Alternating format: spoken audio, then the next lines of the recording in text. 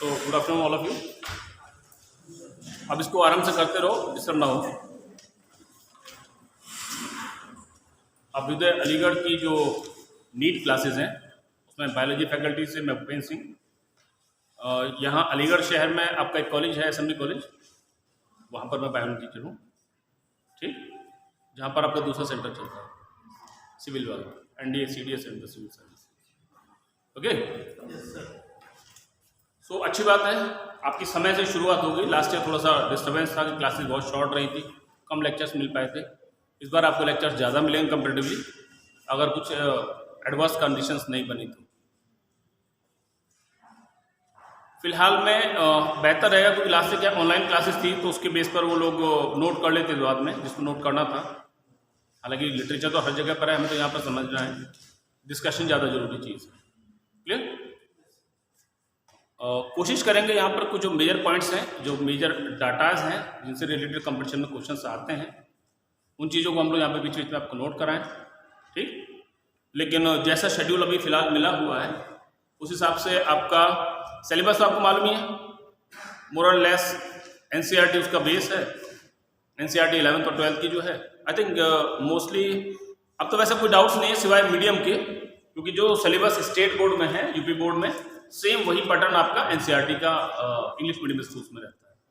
तो आप चाहे स्टेट गवर्नमेंट के स्कूल से रहे हो, चाहे आप पब्लिक स्कूल से रहे हो, मतलब CBSE स्कूल से, कोई खास फर्क नहीं था उनमें।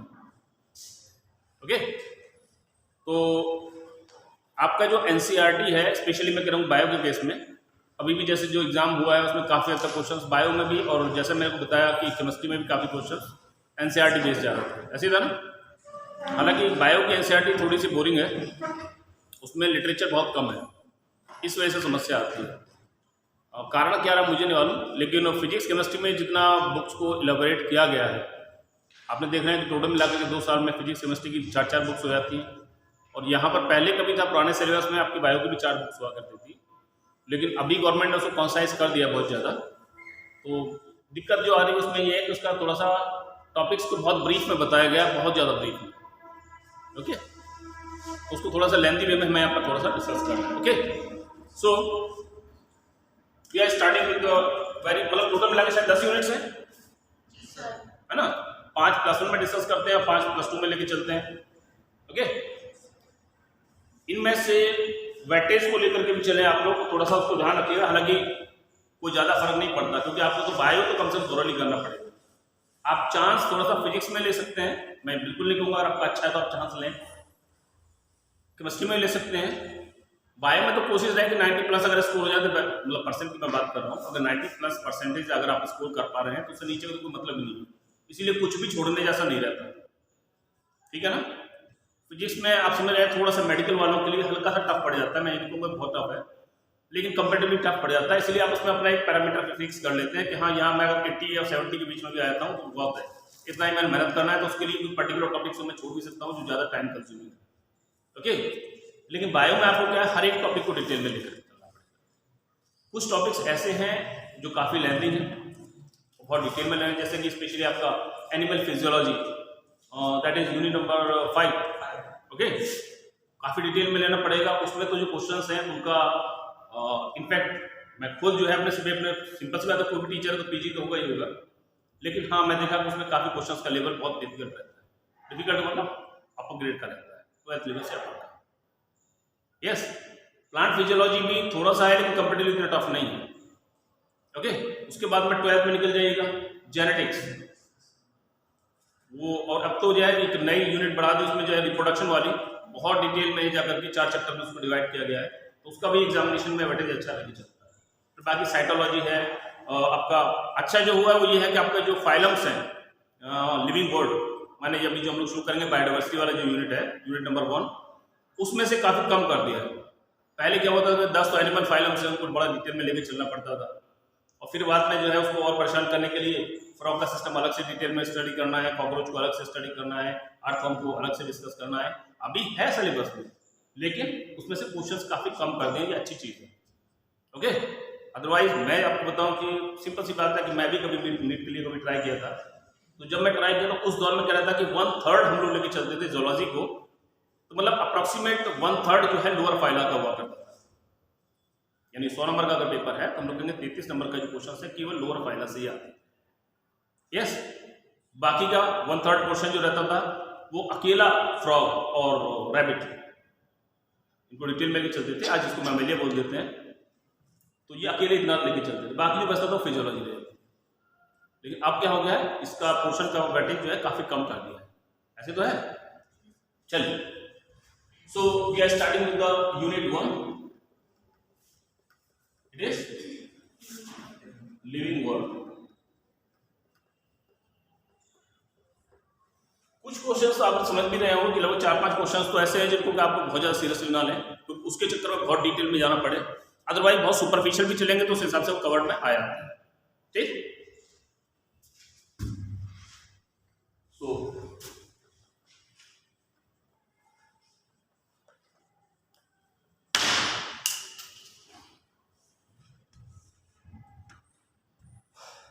बिल्कुल बेसिक सी चीजें हैं। आप में से कुछ लोगों ने बिल्कुल नई शुरुआत की होगी, यानी कि इससे पहले कभी नहीं सोचा होगा कि कंपटीशन के बारे में, केवल 11th पास किया, फिर 12th पास किया, उसके बाद में सीधे यहाँ पर आ गए। शिव कुमार है यहाँ पर, शिव कुमार सिंह, अच्छा, ठीक है, मिला तो मेरे से कॉलेज में। मतलब मैं इसलिए बता रहा हूँ कि स्टेट बोर्ड की जो समस्या थोड़ी सी रहती है, मोस्टली स्कूलों में जो है केवल अकेडमिक्स पर ध्यान देते हैं और वो भी कैसा देते हैं आप जानते हैं अच्छी तरह से। तो उसने कहा मुझे तो कुछ भी नहीं मालूम है, तो उसको मैं बताया था, ऐसे ही पूछा था, मैं बोला तो क्लास में अटेंड करना है, शायद हो सकता है उसका नंबर आया कि नहीं आया।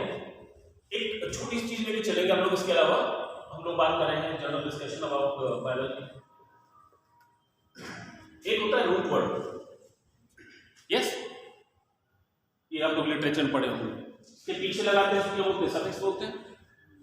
आगे जो लेते चलते हैं इट इज कॉल्ड प्रीफिक्स। ऐसे ही है ना। तो हमें इन तीनों चीजों को थोड़ा सा कंसेप्ट करते हुए चलना पड़ेगा। क्लियर? दिक्कत ये है कि साइंस पूरा स्पेशली बायोलॉजी पे ज्यादा है।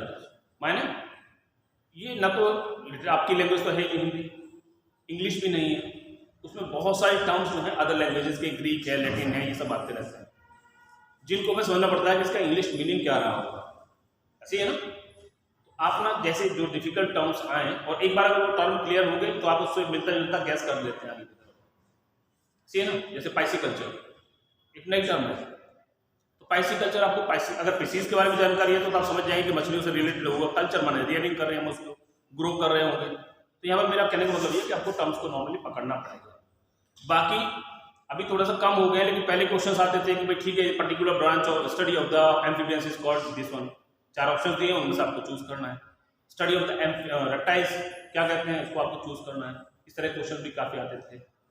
दूसरी तरफ लेके चलते हैं, फादर वाला चक्कर बहुत रहता था। ओके, अब भी रेयरली कुछ क्वेश्चंस आ जाते हैं। फादर मतलब कि फादर ऑफ जेनेटिक्स कौन है, फादर ऑफ इक्थोलॉजी कौन है। अब एक और समस्या, पहले तो वहीं तक था केवल, अब उसके साथ में इंडियन और जुड़ गया है। फादर ऑफ इंडियन ब्रायोलॉजी कौन है, फादर ऑफ इंडियन पैलेंटोलॉजी कौन है, फॉसिल्स की स्टडी वगैरह जो हुआ। तो मतलब कहना चाहिए कि जो गवर्नमेंट का पोलराइजेशन रह रहा है वो थोड़ा सा इंडिया की तरफ फोकस हो रहा है। तो हम लोग इंडिया में जो वर्क हुआ है उसके ऊपर भी साथ में लेकर चलना पड़ता है। इससे पहले जो पैटर्न था उसमें हम लोग इंडिया का ज़्यादा एडवांटेज नहीं लेते थे, हम लोग क्या बाहर के वर्कर्स को ज़्यादा देखते थे कि जेनेटिक्स में किस किसने कहाँ पर क्या काम किया। अब है हम लोग देखते थे कि हमारे इंडिया में किस किस लोगों ने उस फील्ड में काम किया। ये एक्स्ट्रा है जो आपको पुराने मटेरियल से नॉर्मली नहीं मिल पाता है। ठीक है ना। तो ये मतलब फादर्स वगैरह मतलब अलग से आप बना करके इसको पढ़ाना नहीं है। यहाँ पर अलग से एक पेज के पीछे आपका जो फेयर रजिस्टर वगैरह बना रहे होंगे आप लोग, टर्म्स लिखते जाइएगा। इसको नॉर्मल वे में तरीका ये रहेगा कि कोई टर्म दी हुई है, ओके, इसका इंग्लिश मीनिंग क्या रहेगा और उसके एग्जांपल्स क्या रहेंगे। यस, जैसे कॉमन सी चीज है हम लोग लेके चलते हैं, कार्डियो आता है ना। कार्डियो का मतलब जो किससे होता है, हार्ट से होता है। ओके, अब इसका यूज कैसे लेके चलेंगे, the cardiology study of heart. Cardiologist वो डॉक्टर कोई रहा होगा, कार्डियोग्राम कोई ग्राफ वगैरह रहा होगा हार्ट से रिलेटेड, तो आप लोग कुछ थोड़ा सा गैस कर पाएंगे। ओके, ये टर्मिनल को आप लोग जहां जहां मिलती जाए अलग से उसको वर्ड में नोट करते जाइए। इजीली एक तरीका ये भी है कि आपसे कहते हैं कि जो बायोलॉजी की डिक्शनरी खरीद लीजिए मिल जाएगा, लेकिन उसमें कभी कोई याद नहीं होगी। जो टर्म आई है उसको आप अपने हाथ से पीछे लिखेंगे तो आगे तक के लिए शायद याद रहेगी। ठीक है ना। तो बिल्कुल इनिशियल चीज से हम लोग शुरू करें। जैसा भी क्वेश्चन आया था, हालांकि सिविल में आया था, ये आप लोग चलते हैं साइंस। यस, साइंस जो है बेसिकली इसका रूट वर्ड क्या है? आप लोग हिंदी में पढ़ते हैं ना, जहाँ आपको लैंग्वेज की प्रॉब्लम हो आप थोड़ा सा बता दीजिएगा, उसमें हम लोग हिंदी में ले लेंगे। लेकिन मैं देखा कि मोस्टली 90% स्टूडेंट जो है वो मीडियम कन्वर्ट करना पड़ेगा। अगर आप तक नहीं किया आपने तो आपको मीडियम धीरे धीरे कन्वर्ट करना पड़ेगा इंग्लिश की, ठीक है ना। तो डरना कुछ नहीं है, तो सब लोग है कि धीरे थोड़ी सी शुरू में दिक्कत आएगी, उसके बाद में आप लोग उसी पैटर्न पर आ जाएंगे। हाँ, मैं अभी बात कर रहा था साइंस। आप लोग हिंदी में कहते हैं ना कि विज्ञान शब्द की उत्पत्ति जो है मूल रूप से कहाँ से हुई?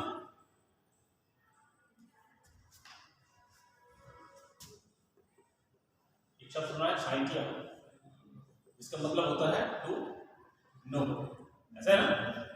अब एक क्वेश्चन तो ये रहा, कोई खास बात नहीं है, मतलब साइंस जो शब्द है इसकी उत्पत्ति साइंटिया शब्द से हुई है।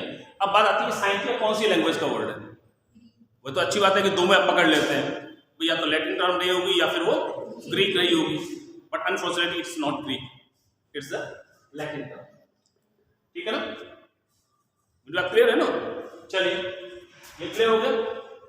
चलिए बिल्कुल इसे नॉर्मली लेके चलते हैं। साइंस है, बहुत सारी ब्रांचेस रहती हैं और आप लोग अपने मतलब की बात पे आते हैं। एक आपकी ब्रांच होती है, सब होते हैं लाइफ साइंसेस, ओके।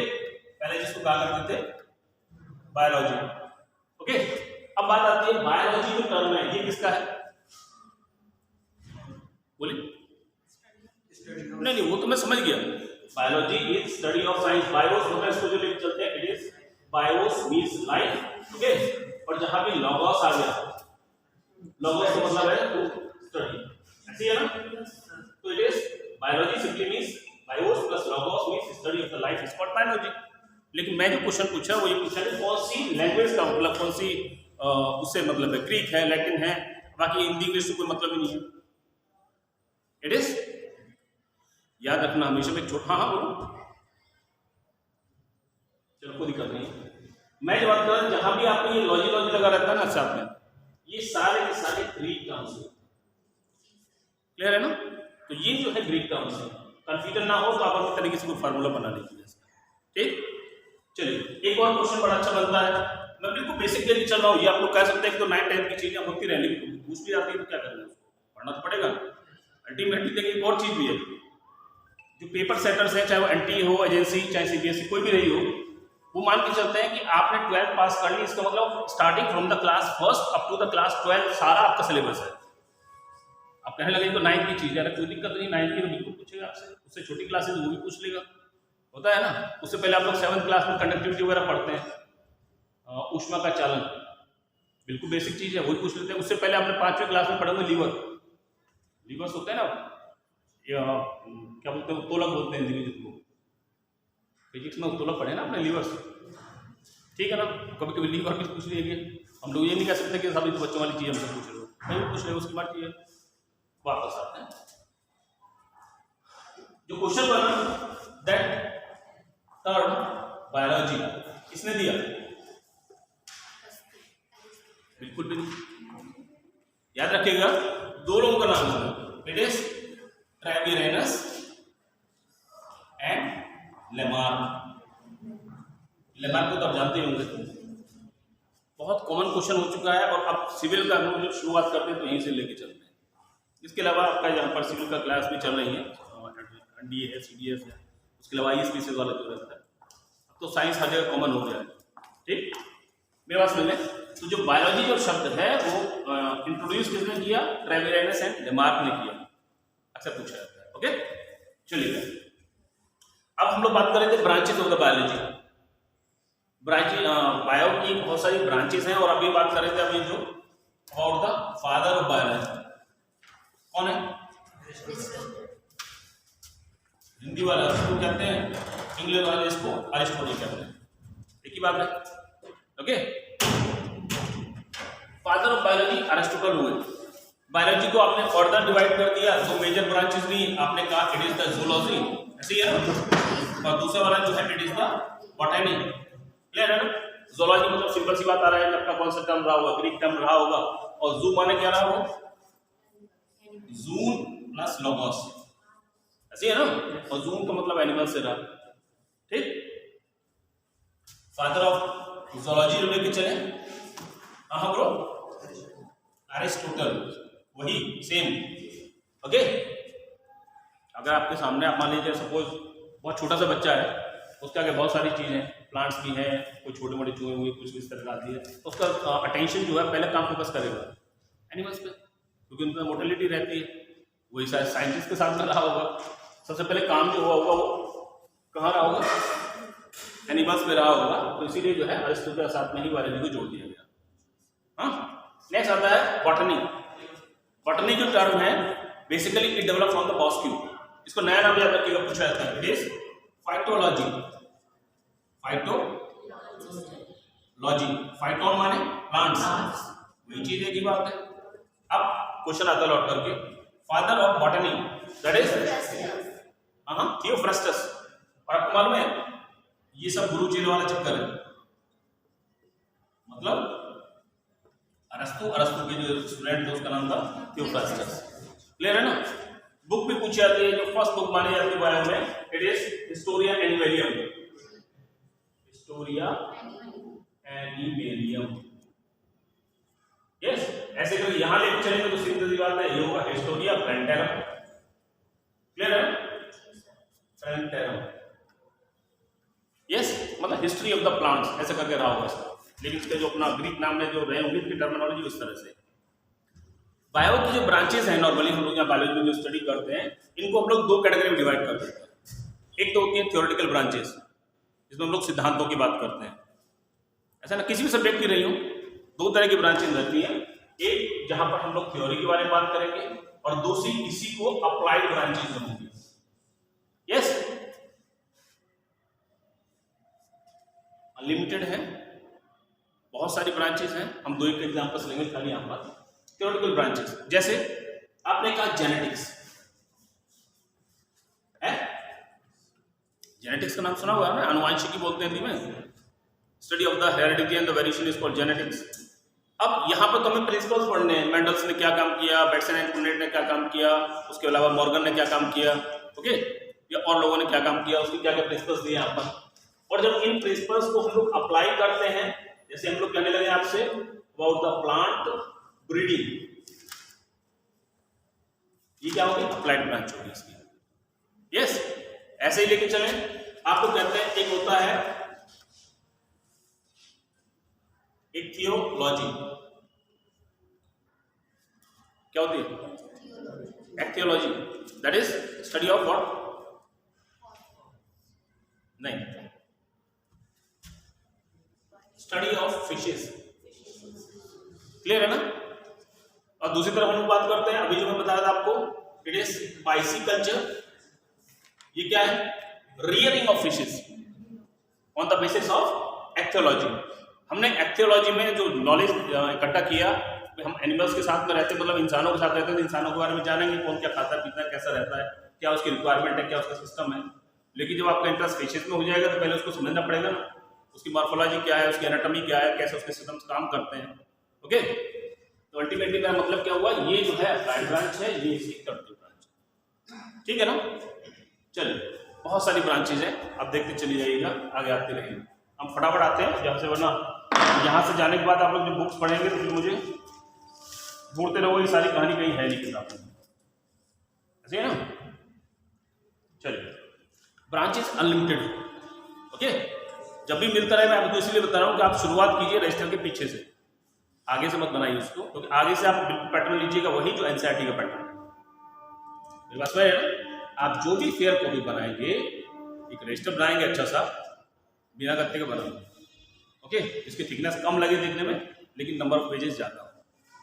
तो उसमें आप आगे से जो काम करना शुरू करेंगे, वो तो आप एनसीईआरटी के हिसाब से चैप्टर वाइज करना शुरू कर सकते हैं, जैसे मैं बता रहे हैं आपको उस हिसाब से। एक्स्ट्रा पॉइंट्स जो मिलेंगे वो आप उन्हें पीछे की तरफ से बनाना शुरू कर दीजिए, अलग रजिस्टर बना लीजिएगा छोटा सा। ठीक है ना। जैसे मैंने बताया ब्रांचेस के बारे में, फादर्स के बारे में, कि भाई उस ब्रांच के फादर कौन है, जेनेटिक्स के कौन है, एवोल्यूशन के कौन है, टैक्सोनॉमी के कौन है, ओके। और फिर उसके साथ में ही इंडियन ब्रांचेज में अगर कोई काम हुआ है तो हम उसका भी रेफरेंस लेते हुए चले। ठीक है। अभी जैसे मैं बात किया था बॉटनी, मेरा स्पेशलाइजेशन बॉटनी में ही है, मैं इसलिए वहीं के बारे में बात कर रहा हूँ। फादर ऑफ इंडियन बॉटनी किसको कहते हैं, अब नया सवाल आ गया। ये तो चलो अक्सर याद हो जाता है, याद कर लेते हैं। I was asking about this, who is known as father of Indian botany, या आप ऐसे कर सकते हैं father of botany in India कौन है? Yes, it is William Roxburgh. नाम याद रखिएगा, William Roxburgh. Okay, British time में बहुत ज्यादा काम हुआ इंडिया के अंदर। आपको मालूम है कई सारे नोबेल प्राइजेस जो हैं वो इंडिया को मिले थे उस दौर में, जब वो ब्रिटिश वर्कर्स यहाँ पर काम करते थे। वर्कर्स का मतलब हुआ डॉक्टर्स हों, आर्मी ऑफिसर्स हों। जब के ज़माने में ईस्ट इंडिया कंपनी के मालूम मलेरिया पैरासाइट की डिस्कवरी कहाँ हुई थी? इंडिया में हुई थी उस समय। आज आप कोविड से डर रहे हैं, आज मतलब आप क्या सभी पूरी दुनिया डर रही है, उस दौर में मलेरिया से डरते थे क्योंकि मॉर्टेलिटी रेट बहुत ज़्यादा था उसमें, पता ही लग रहा कहाँ से हो रही बीमारी। इंडिया में डिस्कवर हुआ था, चार्ल्स लेब्रॉन हुआ करते थे जिन्होंने यहाँ पर लिखा। ओके, उसके अलावा फिर ये जो डिजीज है मच्छरों से स्प्रेड आउट हो रही है, वो भी फीमेल एनोफिलीज मॉस्किटो से, जानते हैं आप लोग। लेकिन उस समय इस चीज़ का पता लगाया था डॉक्टर रोनाल्ड रॉस ने, वो भी इंडिया में डॉक्टर थे, ब्रिटिश आर्मी के डॉक्टर थे इंडिया में, लेकिन इंडिया में रहकर के इस चीज़ का पता लगाया था और मिल गया साथ में। ओके, चलिए हो गया होगा, हम लोग आगे चले।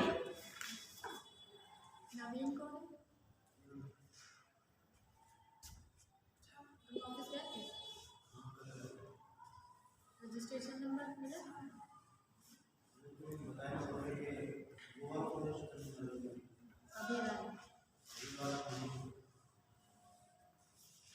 अभी दोबारा करवा दिया कि नहीं रजिस्ट्रेशन? चलिए रजिस्ट्रेशन करवा दिया कि नहीं? अभी हम लोग बात कर रहे थे लिविंग ऑर्गेनिज्म, ऐसे है ना? बिल्कुल पहुंच जाते हैं, प्राइमरी क्लास से स्टार्ट करते हैं। आपने एक चीज पढ़ी होगी कि भाई दो तरह के ऑब्जेक्ट्स होते हैं, लिविंग ऑब्जेक्ट्स और नॉन लिविंग ऑब्जेक्ट्स, ऐसे ही है ना? लेकिन उसके बाद में आपने पढ़ा तीन तरह के होते हैं, कौन सा? हाँ, अभी तक आपने पढ़ा भाई एक लिविंग होता है ना, एक नॉन लिविंग होते हैं। ओके, लेकिन साथ में तीसरी कैटेगरी आपने बनाई एडवांस डेड, ठीक है ना? Okay, these are dead objects, these are dead objects.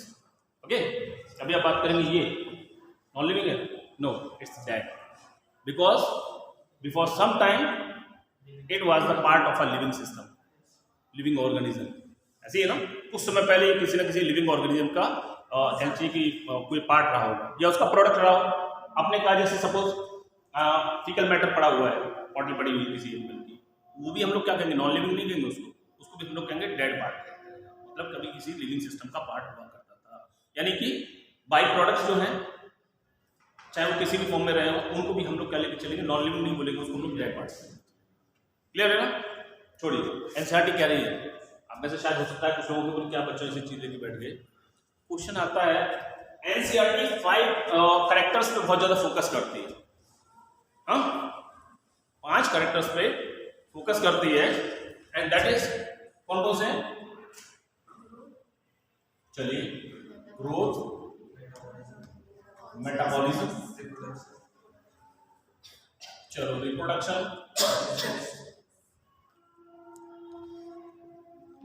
Then consciousness, आगे बोलो, सेल्यूलर ऑर्गेनाइजेशन, ऐसा है ना? जो भी रहा हो, थोड़ा सा राइटिंग में बच जाइएगा आप लोग, जैसे से फ्लो करेगा। मैं आप अगर अलाउ करें तो मैं 2 कैरेक्टर्स को आगे पीछे कर दूं। मैं लेता हूँ रिप्रोडक्शन को यहाँ पर ले लेता हूँ, ओके, और मेटाबॉलिज्म को यहाँ पर। यस, अब मैंने कहा कि चलो हम इनको कैरेक्टर्स को 2 कैटेगरी में बांट लेते हैं।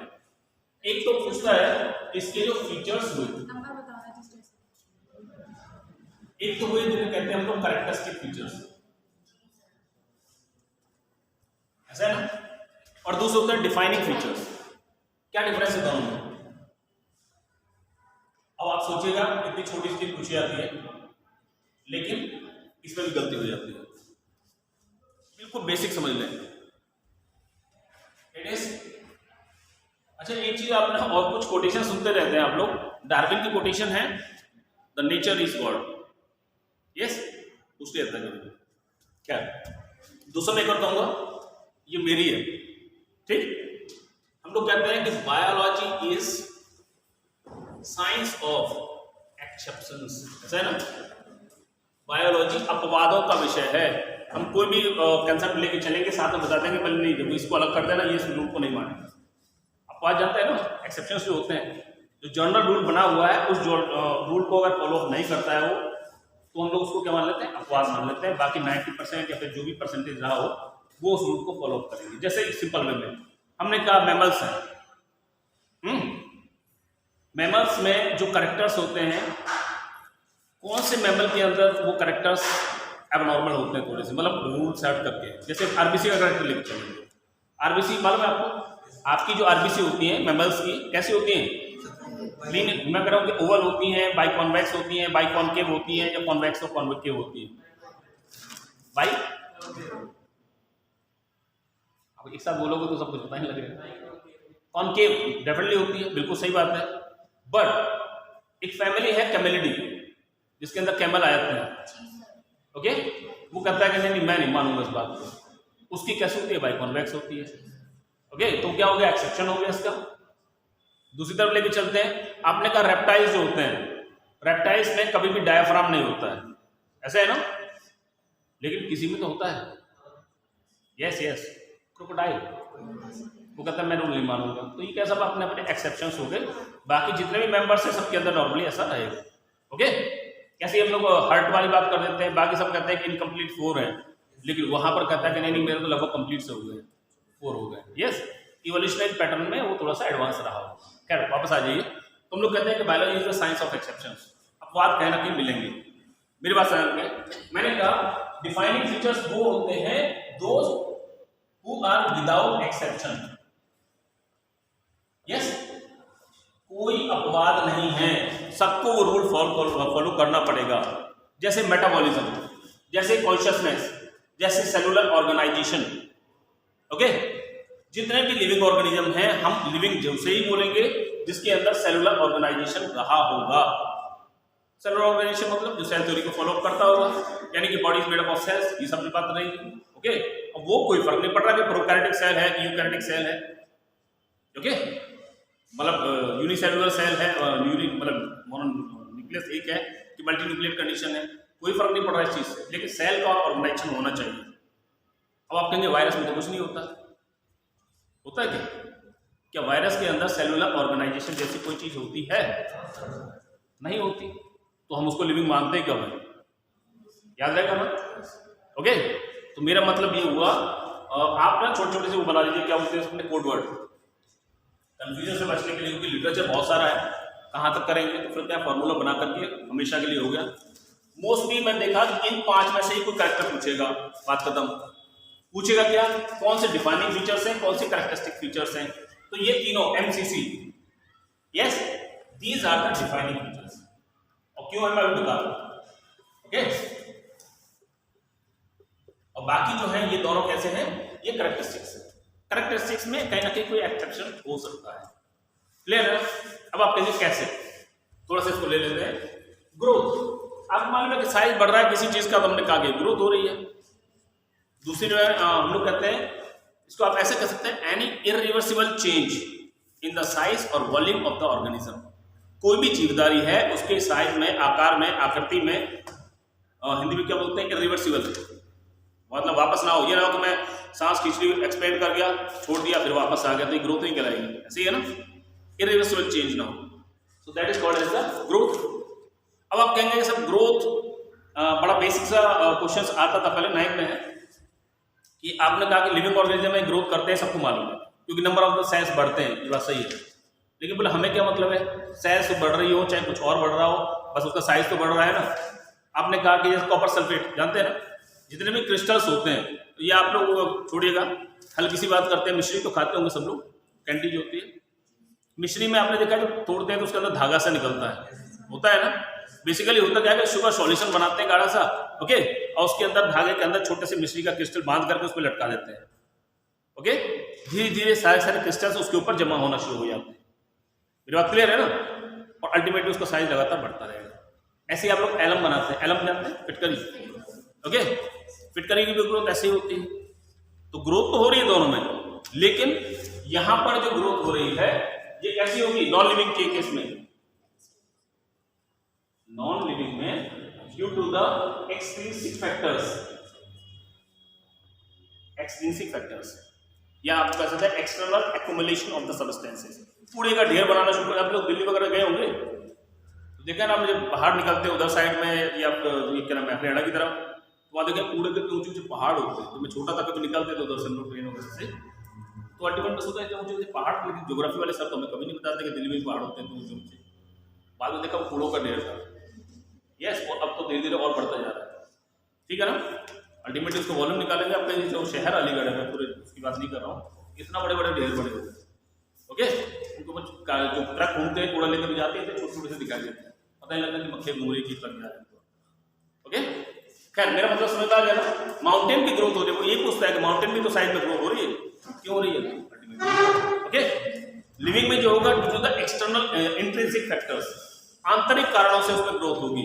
आंतरिक कारण क्या होगा, सेल्स डिवाइड करेंगे, आपकी सेल्स से अंदर से नई सेल्स बन करके आ रही है, बाहर वाली सेल्स टूट टूट गिर रही है, हो रहा है कि नहीं हो रहा है, यस। चलिए खैर ये हुआ। दूसरी बात, यहाँ पर एक चीज और लेकर चलते हैं, प्लांट के केसेस। अब इसको हम लोग दो कैटेगरी बांट देते हैं ग्रोथ को, एक होती है डिटरमिनेट टाइप, ऐसा है ना, और एक होती है इनडिटरमिनेट टाइप। नाम से क्लियर हो रहा है भाई, ये क्या है, कोई फिक्स है भाई, पैरामीटर बना हुआ है कि हाँ भाई 2 से 3 मीटर तक की चीज ग्रो करेगी साइज में। पूछा गया कि भाई ठीक है इंसान है, क्या होगा, पर हमने कहा कि लगभग 5 से 6 फीट के आसपास के होते हैं, ठीक है ना। अब ये नहीं कोई 12 फीट का होगा, नहीं होगा ना, यानी एक पैमाना बना हुआ है, उसके रेंज के आसपास होंगे। इनडिटरमिनेट का मतलब है कंडीशंस अच्छी मिलती रहे तो कोई फर्क नहीं पड़ रहा, लगातार ग्रोथ होती ही रहेगी। जैसे अगर हम बात करें आज की तारीख में, चलो देखो बीच में क्वेश्चन आते रहेंगे जो एनसीईआरटी से बाहर के हैं। हमने बात की द लार्जेस्ट प्लांट कौन सा है, हाँ यस, इक्वा, बोलो बोलो, थोड़ा तेज बोले, बाकी लोग पता लग जाएगा, मेरी एनर्जी बचेगी। सिक्वा, सिक्वा कितना है, 366 feet, 366 feet, okay. Redwood of California बोलते हैं इसको। सवाल तो ये आपने पढ़ लिया होगा बचपन में, जो आपका पहला चैप्टर उसके पीछे लिखा रहता है द सेल के बारे में। हम लेके चलते हैं the largest tree in Indian flora. हमारे इंडिया में सबसे बड़ा प्लांट किसका है, प्लांट कैलेंड्री कह लो आप, बैनियन ट्री, यस। लेकिन ना अब इस चीज याद रखना, हमें वही मानना है जो एनसीईआरटी कह रही है। हाँ नहीं वो बात बताएंगे से, या 3 चीज आती है, वो क्वेश्चन की लैंग्वेज क्या है, हमें क्वेश्चन की लैंग्वेज पकड़नी है। आपने कहा जब हम लोग बात करेंगे सिकुआ के बारे में, ओके, तो हमने कहा ये ग्लोबली है, वर्ल्ड में, ओके।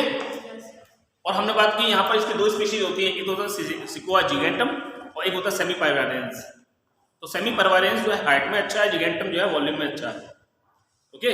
अब इतना वॉल्यूम है नॉर्मली, और अब से नहीं है, मैं शायद 88 में नहीं 89 या 90 के आसपास की क्लास पास किया था, ठीक है ना। और तब जाकर के हम लोग बुक में पढ़ते थे कि इतना बड़ा इसका स्टेम है तो उसके नीचे से सड़क बना दी है और 2 गाड़ियां पैरेलली पास हो जाती है कार। तो अब लगाइए उसका स्टेम हुआ कितना बड़ा, जो उसके अंदर सड़क बन गई पेड़ के नीचे होकर के, उसका स्टेम काट करके। मेरी बात कुछ क्लियर हो रही है ना।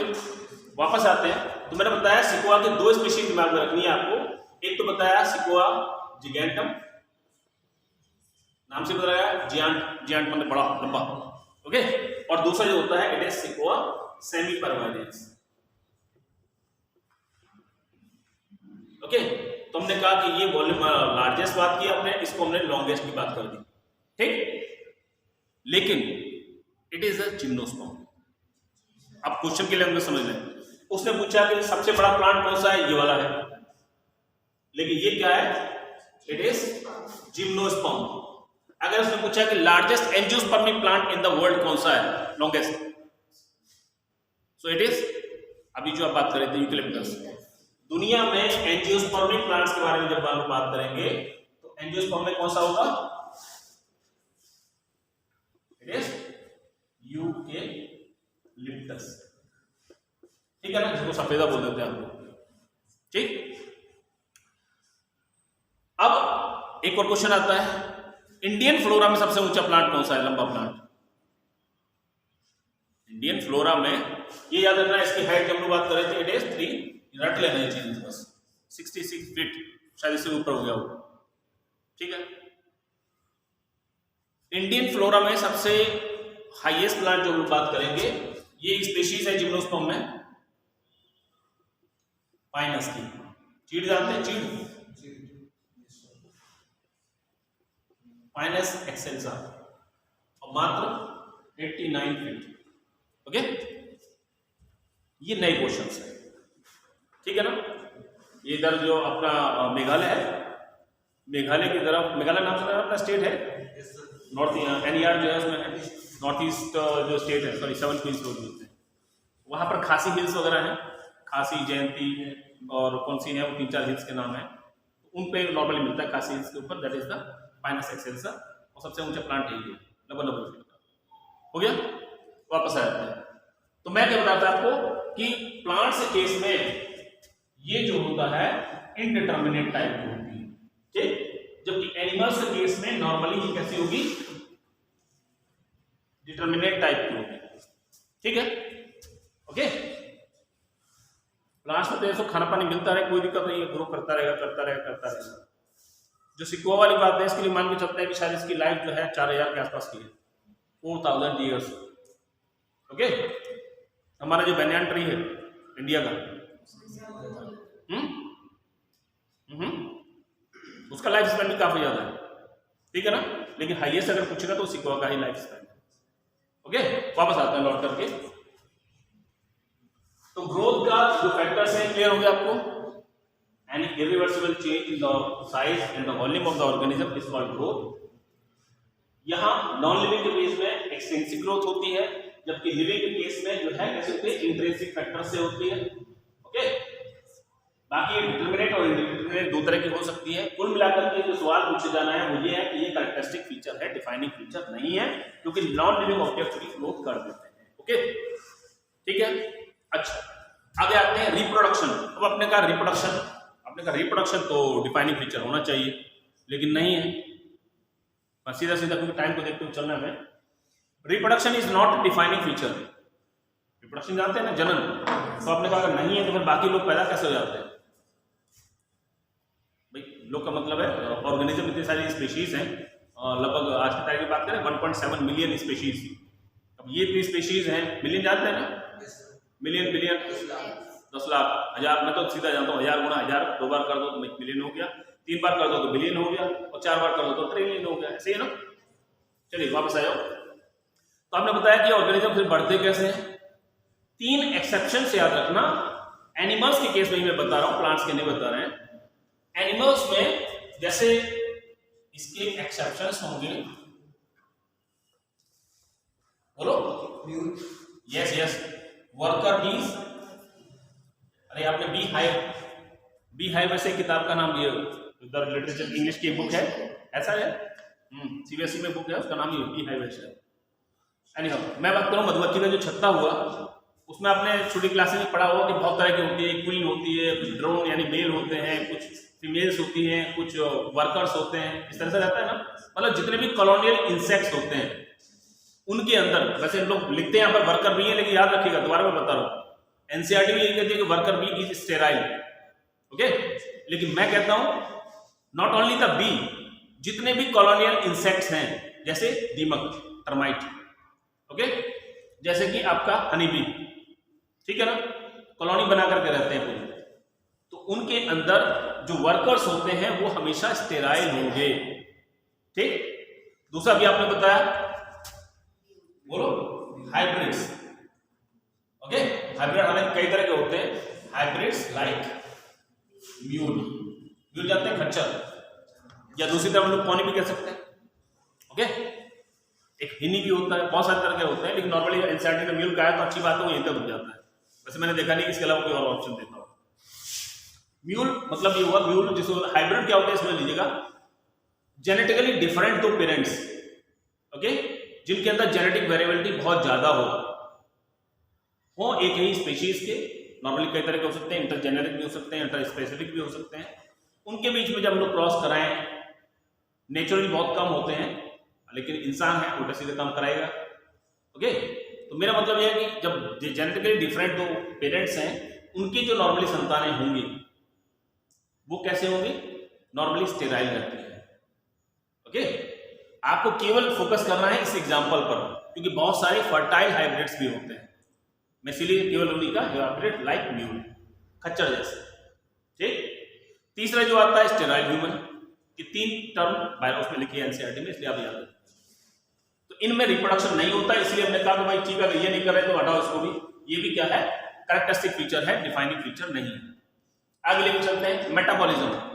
मेटाबॉलिज्म मीन्स, हम लोग बोलते हैं metabolism simply means the sum of all biological activities taking place in the body of the organisms at cellular level. जीवधारियों के शरीर में जितनी भी जैविक प्रक्रियाएं होती हैं, उन सबको कुल मिलाकर के जोड़ दीजिएगा तो उन सबको मिलाकर हम लोग मेटाबॉलिज्म कह देंगे। ऐसी तो है। बाकी अलग चीज है कि इनको दो में डिवाइड कर देते हैं, इट इज द कैटाबॉलिज्म, और दूसरा जो होता है इट इज कॉल्ड एनाबॉलिज्म। ऐसी है ना, कैटाबॉलिज्म इज destructive process और एनाबॉलिज्म इज कंस्ट्रक्टिव प्रोसेस। ऐसी है ना, बना करके कुछ नया तैयार कर रहे हैं तो हमने कहा कंस्ट्रक्शन हो रहा है, सिंपल चीजों को मिला करके। जैसे एग्जांपल्स लेके चले, कैटाबॉलिज्म के एग्जांपल्स क्या होंगे? अरे मैं बोला ना, इट इज डिस्ट्रक्टिव प्रोसेस, ऐसा है ना, थोड़ा जल्दी जल्दी बोलिए, है कि नहीं है? और ये क्या है? ये कंस्ट्रक्टिव प्रोसेस है, कंस्ट्रक्टिव प्रोसेस। यस, ये निर्माण की प्रक्रिया है, सृजन की प्रक्रिया है। हिंदी में अगर हम लोग बात करें, ये हिंदी मीडियम स्कूल है इसलिए हिंदी बताना जरूरी है। ओके, और ये जो है ये विध्वंस की प्रक्रिया है, तोड़ने की प्रक्रिया है।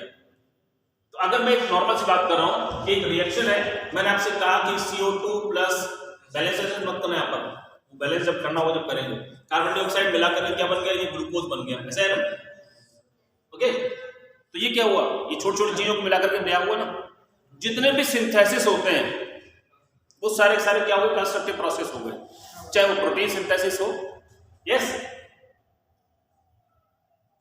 यस, चाहे वो फोटोसिंथेसिस हो, चाहे वो यूरिया सिंथेसिस हो। याद रखिएगा, अपने लीवर में जो होता है यूरिया का फॉर्मेशन, अमोनिया और कार्बन डाइऑक्साइड मिलकर के यूरिया बना देती है।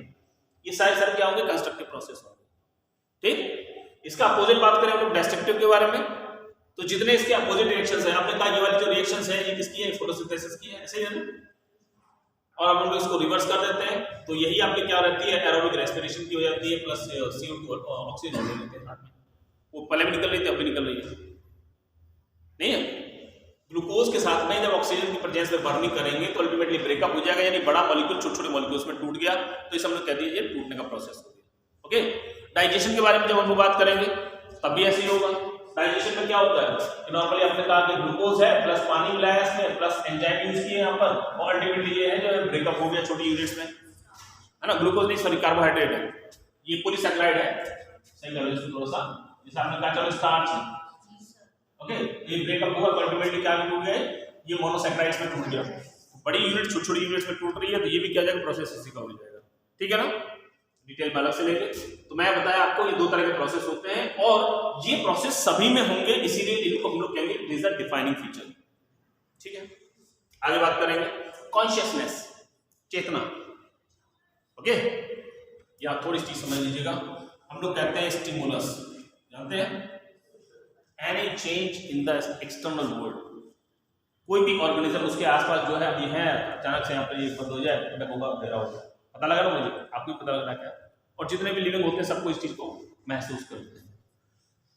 यहां एक छोटी सी मैं अपनी तरफ से और जोड़ूंगा, एनिमल और प्लांट्स जो भी रहे हो, देखने में आपको अलग अलग लगते होंगे, लेकिन सेलुलर लेवल पर काफी हद तक वो एक जैसे, ठीक है ना। लगभग उनके रेस्पॉन्सेज भी लगभग एक जैसे हैं, बस अंतर यह है कि एनिमल्स के रेस्पॉन्स थोड़े फास्ट होते हैं, उसके जो है थोड़े से स्लो होते हैं, ठीक है ना। चलिए अभी आप याद आ गया, स्लो, द स्लोएस्ट एनिमल या मैमल्स कौन सा है? हाँ, टर्टल। मैं मैमल्स के बारे में बात कर रहा हूँ। पोलर बियर भी नहीं, अरे पोलर बियर चले आना, उसके बच्चे को छेड़ देना तो आपको भगा देगा, हुआ ना? नहीं, पोलर बियर नहीं है, बड़ा अच्छा है, उसको याद भी करना आसान है। मैंने पूछा स्लोएस्ट, ऐसे बोला ना, इसका नाम ही है स्लोथ, ठीक है ना। स्लो आपने देखा होगा डिस्कवरी में बस वो ऐसे करके पेड़ में भी ऐसे चढ़ेगा स्लो मोशन में, ऐसे करके बहुत धीरे धीरे, क्लियर। और अक्सर उसी से माना जाता है क्योंकि वो नीचे आता है, ओके, अक्सर पेड़ पे रहेगा और जब नीचे आ गया तो अल्टीमेटली उसी समय से कोई शिकारी आ गया तो बता उसको देख करके बड़े स्लो मोशन में देखेगा, बोला अच्छा तुम हो, फिर धीरे धीरे मूवमेंट करेगा ऊपर की तरफ, इसी देर में पकड़ लेगा उसको, ठीक है ना। ये पूछा था the slowest walking animal, slow, ठीक है। चलिए वापस आ जाइए, तो ये क्लियर हो गया मेटाबॉलिज्म आपको। हम यहाँ बात कर रहे थे स्टिमुलस क्या हुआ, any change in the external world और those organs through which we perceive the stimulus, ऐसे अंग जिनसे कि हम बाहर जो क्या बोलते हैं हिंदी में उद्दीपनों को ग्रहण करते हैं, उसे हम लोग क्या बोल देते हैं, सेंस ऑर्गन बोल देते हैं। तो मेरा मतलब ये हुआ कि जो भी इन्वायरमेंट है हम उस इन्वायरमेंट में होने वाले चेंज को परसीव जरूर करेंगे, और हम नहीं सारे ऑर्गेनिजम्स करेंगे, चाहे वो यूनिसेलुलर क्यों ना रहे हो, चाहे वो बैक्टीरिया क्यों ना रहे हो। आपने बैक्टीरिया में लोकोमोशन पढ़ा है ना, ओके, मूवमेंट वहां भी होता है। नॉन मोटाइल है तो वहां भी वो कोशिश करेगा कि आप टेम्परेचर रेगुलेशन दे दीजिए, उसी हिसाब से उसका रेस्पॉन्स आना शुरू होगा। वो जिंदा बच रहा है नहीं बच रहा है तो ये भी एक रेस्पॉन्स है।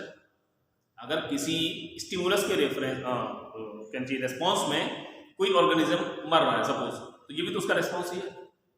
टेम्परेचर बहुत ज़्यादा बढ़ जाए तो एक पर्टिकुलर टाइप का बैक्टीरिया, मान लिया आपने कहा एक बैक्टीरिया ये है, एक बैक्टीरिया ये है, टेम्परेचर बढ़ गया तो अल्टीमेटली इसके लिए सुटेबल नहीं है तो उसका ये बढ़ जाए, इसके लिए सुटेबल है ये ग्रोथ ज़्यादा करेगा, तो रेस्पॉन्स हुआ ना इसका। तो मेरा मतलब ये हुआ कहना है कि consciousness is the defining feature. Cellular organization में बता ही चुका हूँ, इसको ये भी खत्म करते हैं वरना आगे चलते हैं। चलिए छोड़िएगा, आगे बात करते हैं हम लोग। एक छोटा सा टॉपिक है वरना इसको डिटेल में लेके चलेंगे। फर्स्ट इनिशियली हम लोग बात करेंगे फर्स्ट यूनिट में और डिटेल में बात करेंगे लास्ट यूनिट में 10th में, दैट इज बायोडाइवर्सिटी। क्या चीज? बायोडाइवर्सिटी।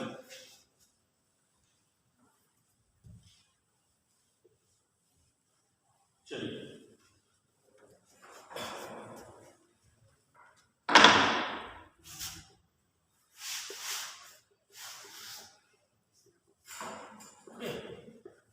कुछ ऐसा मैं खुद बात करके देखूंगा सर से, कुछ ऐसा बन जाए ना कि आपको नोट्स वगैरह मिल रहे हैं, तो उसका ये फायदा है आपको कोई ना कोई ग्रुप बना होगा, आपका कोई ना कोई ग्रुप बना हुआ होगा, है ना। तो आप एक बार रिक्वेस्ट करके देख लीजिएगा कि यहाँ पर क्या ना लिटरेचर इतना ज़्यादा रहेगा, अगर हम लोग खाली लिखाने में रह गए तो फिर हम डिस्कस नहीं कर पाएंगे, और लिखाने में तो फिर कई दिन कम पड़ जाएंगे। तो ये हो सकता है कि कुछ मटेरियल में आपको जो है कंटेंट उस पर डाल दें और फिर आप लोग उसको आराम से चाहें तो बैठ करके नोट कर लीजिएगा, ठीक है ना। चलिए हम लोग बात कर रहे थे अबाउट बायोडाइवर्सिटी, ठीक। बायोडाइवर्सिटी क्या है मैं इस बारे में ज़्यादा बात नहीं करूँगा, पर ठीक है बहुत सारे ऑर्गेनिजम्स होते हैं और सबका अलग अलग स्ट्रक्चर्स है, उनकी रिक्वायरमेंट्स अलग अलग हैं। तो diverse form of the life is called biodiversity. जीवन विविध रूपों में उपस्थित है और उसके जीवन के विभिन्न स्वरूपों को मिलाकर के हम लोग जैव विविधता कहते हैं। बात खत्म। सवाल जो आता है वो आता है कि the term biology was given by Walter Rosen, ये याद रखिए, term by Walter Rosen, yes. लेकिन इसके साथ में एक नाम और जुड़ जाता है, वो आता है but popularised bye Edward Wilson. ये दोनों याद रखना, पूछा गया है, ओके। ये जो नाम था बायोडाइवर्सिटी ये वास्तव में दिया तो था वाल्टर रोजन ने, यस। लेकिन इसको यूज में ऐसे आपको कई सारे शब्द मिलेंगे, जैसे एक आता है द स्पीशीज। स्पीशीज में आप लोग जब टर्म स्पीशीज की बात करते हैं तो दो नाम सुनते हैं, एडवर्ड मायर का और दूसरा जॉन रे का, दोनों ही हैं, यस।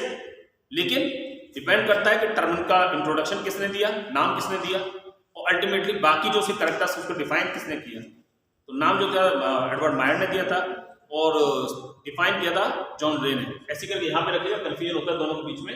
पूछ क्या रहा है बस ये देख लीजिएगा, ठीक। अच्छा, कुछ मोटे मोटे डाटा है आप उनको समझ लीजिए। मान के चलते हैं कि आज की तारीख में लगभग 1.7 से 1.8 मिलियन स्पीशीज हैं ऑर्गेनिजम्स की, ऐसे ही है ना, ओके। इसमें से 1.2 मिलियन मानते हैं कि लगभग एनिमल्स रहे होंगे, क्लियर है ना। और बेचारे प्लांट्स में ध्यान जाता नहीं है, तो लगभग 5 मिलियन 0.5 मिलियन। अब कितना हो गया, उसको कन्वर्ट कर रहा है, लाख में लिख रहा है, किसमें लिख रहा है अपना आप देख लेना, क्योंकि जब उसको लाख में लिखेगा तो उसको कहता है गुना बढ़ जाएगा ना, 50 हो जाएगा, उसका 5 हो जाएगा, 5 लाख। मेरी बात को समझ लेना, हाँ ठीक, गुड। तो ये इतनी स्पीशीज एनिमल्स की और लगभग इतनी स्पीशीज जो है वो किसकी है, प्लांट्स की, ठीक। चलिए आगे लेते हैं। ये कहता है कि इसके बाद भी दिमाग खराब करेंगे, एनिमल्स के बारे में लेके चलेगा।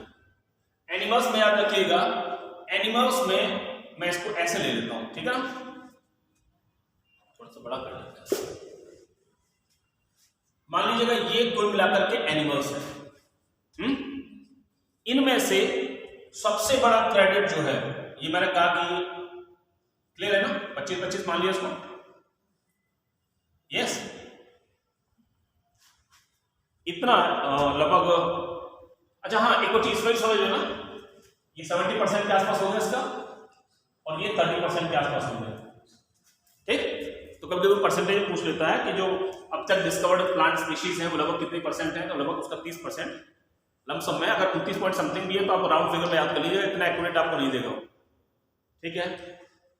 हमने बात की एनिमल्स के बारे में, तो एनिमल्स की जो स्पीशीज हैं उनमें से अप्रोक्सीमेट 75% उसके लिए है, और मैं इसके एक फार्मूला बनाया आपके लिए, यस। अब ये 25% बच्चा ये कितना हो गया, 75% क्या है, these are the species of insects, ठीक है ना। अब इसको लेके चलते हैं 12%। इसमें जितने भी सारे के सारे फाइलम्स हैं, अदर ग्रुप्स, यस, चाहे पोरीफेरा हो, चाहे सिलेंट्रेटा हो, चाहे वो कुछ भी रहा हो, ये मतलब ऑर्थोपोडा। ऑर्थोपोडा का भी एक पार्ट, बात क्लियर है। ऑर्थोपोडा में कई सारी क्लासेस होती हैं, उनमें से एक क्लास होती है इंसेक्टा। हमने कहा अकेले इंसेक्टा इतने हैं, तो मैंने बताया हाँ 75%। 12% के आसपास हमने कहा बाकी सारे ग्रुप्स आएंगे। फिर इसको ले लेते हैं 8% में हमने कहा दिस इज द मोलस्क, और 4% में हमने कहा दीज आर द क्रस्टेशियंस। अब जरा सोचिए क्वेश्चन की लैंग्वेज, उसने पूछा कि अब तक नॉन एनिमल स्पीशीज जो हैं, है ना, उसमें से ऑर्थोपोड कितने हैं। माने किसी से रिलेटेड हो गया भाई, ये मोलस्क का आंसर, इंसेक्टा और क्रस्टेशिया। क्रस्टेशिया जानते हैं ना, केकड़ा वगैरह इसमें आते हैं, ठीक। क्रस्टेशिया ये दोनों मिलाकर किसमें आएंगे, फाइलम कौन सा है, आर्थ्रोपोडा, ओके। तो वो पूछता है the largest phylum is arthropoda. हाँ, यहां मैं जोड़ करके चलिए साथ में, जैसे first largest phylum is arthropoda, number 1 पर, यस। अब पूछता है सेकंड लार्जेस्ट कौन सा होगा, ऑब्वियसली मोलस्क आ गया। थर्ड कौन सा होगा बताइए, प्रोटोजोआ पूछा जाता है, प्रोटो जानते हैं इसको आप, अभी आपने प्रोटिस्टा में उठाकर रख दिया प्रोटिस्टा में, लेकिन इसको याद रखिएगा, ये 3 का याद रखिएगा, yes. First largest is arthropoda, second largest is Mollusca, and third largest is Porifera. हो गया। अब आपने कहा सर हम कहाँ हैं इसमें, कहीं भी नहीं है। अपने बारे में चिंता होती है लोगों को, यार हम कहाँ हैं, अमीरों में कि गरीबों में, हम तो गिनती में है ही नहीं कहीं। आपको लगता है कि हर तरफ आदमी आदमी है, लेकिन कहाँ है, कुछ भी नहीं है। हम मतलब कॉर्डेट्स, ओके। वो कॉर्डेट्स के बारे में बात करता है, अबाउट कॉर्डेट्स, जो इस 12% में कहीं छोटा सा होगा, इतना सा, हम इसके बारे में बात कर रहे हैं। तो कॉर्डेट्स के लिए मैं एक फॉर्मूला बनाया, it is FB Ram. FB Ram का मतलब ये फेसबुक वाला नहीं है, ओके। 50% तो फिशेज होती हैं, सोच लीजिएगा, यस। उसके बाद में आपने कहा बी बर्ड्स, उसके बाद में नेक्स्ट हो जाएगा it is of birds, there is reptiles, और उसके बाद में जो नंबर है एम्फीबियंस का, ओके। थोड़ा सा कर दो, सही करो। उसके भी बाद में छोटा सा जो नंबर है लास्ट में, इसका हमारा नंबर है, ठीक है ना, ओके। इसका परसेंटेज मैं आपको बता देता हूं, यस। इसका सीधा सीधा बना लिया आपने 5, 10, 15, ठीक है ना, और ये अप्रोक्सीमेट 20। कितना होगा, होगा कि नहीं होगा, 50% हो गया होगा। और वो बिल्कुल हमें, मैं क्या बता रहा हूँ आपको, ये मैंने जानबूझ करके राउंड ऑफ कर दिया जिससे आपको याद करना आसान हो जाए, ठीक है ना। और एक तरीके अपना अपना 5 है, ये 10 है, ये 15 है, ये 20 है, और ये अपना अपना 50 है। इस तरह से इनका एक रेशियो है, ठीक। चलिए अब थोड़ा सा लेके चलते हैं अबाउट द प्लांट्स। दोबारा से लें क्वेश्चन को, क्वेश्चन कहीं भी तोड़ देगा इसमें से वो। अब वो लेके चलता है कि भाई सबसे ज्यादा स्पीशीज नंबर 1 पर किसकी है? इंसेक्ट की है कि नहीं? हम लिविंग ऑर्गेनिज्म के बारे में बात कर रहे हैं, एनिमल और प्लांट्स के बारे में बात नहीं कर रहे, ठीक है ना। तो सबसे ज्यादा स्पीशीज जो है वो किसकी है? इंसेक्ट्स की।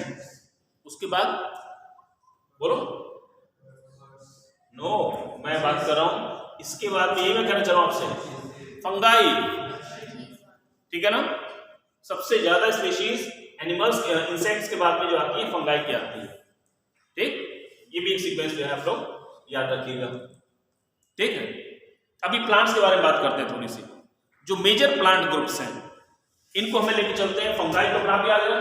तो जब हम लोग प्लांट्स के बारे में बात करेंगे तो आपने कहा सबसे ज्यादा जो होगा वो किसके लिए रहेगा? इसमें बल्कि ग्राफ के फॉर्म में छोड़िएगा, सिंपल वैसे आप करें, इनका एक सीक्वेंस जो रहेगा, ठीक है ना। सबसे ज्यादा फंगाई, ओके। उसके बाद में एंजियोस्पर्म, ओके। इसके बाद में वो आते हैं क्या नाम, एल्गी, यस।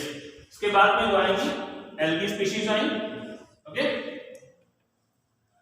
एंजियोस्पर्म। उसके बाद में मॉस आएंगे, मॉस मतलब ब्रायोफाइटा, ठीक है ना। ब्रायोफाइटा का एक ग्रुप होता है जिसको हम लोग कहते हैं मॉस कहते हैं, सारों को नहीं कहते क्योंकि उसमें लिवर वर्ड भी आते हैं, हॉर्न वर्ड भी आते हैं, कई और चीज भी आते हैं। तो मैंने बताया फंगाई, एंजियोस्पर्म, एल्गी, मॉस। इसके बाद में जिम्नोस्पर्म एंड टेरिडोफाइटा आएगा। इसके बाद में कौन आते हैं? जिम्नोस्पर्म आते हैं। इसके बाद में टेरिडोफाइटा आते हैं। इसके बाद में लाइकेन्स आते हैं। तो ये इनका एक सीक्वेंस है, ठीक है ना। कौन कौन से ग्रुप कहाँ होते हैं वो अलग चीज है। मैंने बताया फंगाई सबसे ज्यादा होंगे, उसके बाद थोड़े से कम नंबर होता है एंजियोस्पर्म का होता है, ओके। इसके बाद में एल्गी, इससे कम मॉस, उसके बाद में gymnosperm, pteridophyte and lichens, okay. चलिए अब एक और क्वेश्चन गैस किया गया, हमने 1.7 तो डिस्कवर कर ली, कितनी मिलियन, सॉरी, ओके। मानते हैं ग्लोबली 7 मिलियन स्पीशीज होने का अनुमान है। अभी कितना काम बचा हुआ है? बहुत बचा हुआ है। तो अच्छी बात है। वो कहते हैं दुनिया में 2 ही चीज होती है, गुड और वेरी गुड, कुछ भी बुरा नहीं होता। अगर आप डॉक्टर बन जाएंगे अच्छा है, गुड, और नहीं बनेंगे तो आपके लिए स्कोप मैंने बता दी कितना स्कोप है, ओके। सोचो अभी हमने 2 मिलियन भी डिस्कवर नहीं किए, 5.3 मिलियन स्पीशीज अभी आपके आगे खाली पड़ी है, ढूंढो जाके कहाँ कहाँ रहती है, ठीक है ना। यानी रिसर्च का फील्ड बहुत बड़ा खाली पड़ा हुआ है, ओके। छोड़िए कुछ पॉइंट्स और मैं आपके साथ में लेके चल रहा हूँ। इंडिया के बारे में 2-3 पॉइंट्स और आए थे। हालांकि ये पॉइंट मैं बता रहा हूँ आपको, बायोडाइवर्सिटी वाला जो चैप्टर होगा लास्ट वाला उसमें भी आएगा, 2 जगह पर आपको इसका वेटेज मिल जाएगा, ठीक है ना। इंडिया के पास अगर हम लोग बात करते हैं, India having 2.5% of the global land area. कुल मिलाकर दुनिया का जो क्षेत्रफल है उसका मात्र 2.5% से भी कम हमारे पास है इंडिया के पास। मालूम है ना कौन सा नंबर है इंडिया का? 7, ठीक है ना। और 7 में भी ऐसा नहीं है कि शायद वो एक आध नंबर कम रहा होगा, बहुत बड़े बड़े अंतर है। हमसे बड़े जो रशिया और चाइना वगैरह जो है वो वॉल्यूम में बहुत ज्यादा है, ठीक है ना। हाँ, अगर हम लोग लड़ाई नहीं करते आज से 80 साल पहले तो अलग बात होती, तब शायद हम लोग कहीं गिनती में आते। मतलब पाकिस्तान भी हमारा होता, बांग्लादेश भी हमारा होता, और ये नेपाल भी शायद हमारा ही होता, ठीक है। क्या छोड़ो, तो मेरे पास बोलिएगा India having approximate 2.5% of the land area global, but it's very specific that we having 8.1% of the global species, global biodiversity। कुल मिलाकर के दुनिया का 8% से ज्यादा बायोडाइवर्सिटी हमारी ही कंट्री में है। एक अच्छा ग्राफ है, ओके। यानी रिसर्च के फील्ड बहुत ज्यादा बड़े हुए। एक क्वेश्चन और आता था कि दुनिया में बहुत जगह पर रिसर्च चली, बहुत सारी बायोडाइवर्सिटी डिस्कवर की गई, कौन सा एरिया है जहां पर बायोडाइवर्सिटी अभी अनडिस्कवर्ड है सबसे ज्यादा? 2 एरिया याद रखिएगा options. Number 1 tropical rain forest, tropical rain forest, okay. कितने घने जंगल हैं कि डर के मारे कोई जाता ही नहीं, अमेजन वैली है ये। आप लोग, अब मैं ज़्यादा बात ध्यान कर रहा हूँ, नक्शा देखा होगा आपने ग्लोब वगैरह, तो ग्लोब में जो इक्वेटोरियल लाइन होती है बीच वाली, उसके नीचे की तरफ जितना भी पूरा पूरा रेन फॉरेस्ट वाला इलाका कहलाता है, ओके। और वहाँ पर डाइवर्सिटी बहुत ज़्यादा मिलेगी, ठीक है ना। तो मैंने क्या बताया आपको, ट्रॉपिकल रेन फॉरेस्ट और इसके अलावा डीप ओशियंस, ठीक है ना। समुद्र की गहराई में क्या है हमें कुछ नहीं मालूम, कई बार तो ऐसी कल्पनाएं आती हैं कि हो सकता है वो डायनासोर वहीं छिपे बैठे हो, ओके। कि बहुत बड़े बड़े क्रिएचर्स है ना। आज की तारीख में बात करें, सबसे बड़ा क्रिएचर व्हेल है, वो भी तो अब आप कहेंगे डायनासोर तो जमीन पर रहते थे, पानी में कैसे चले जाएंगे, क्यों?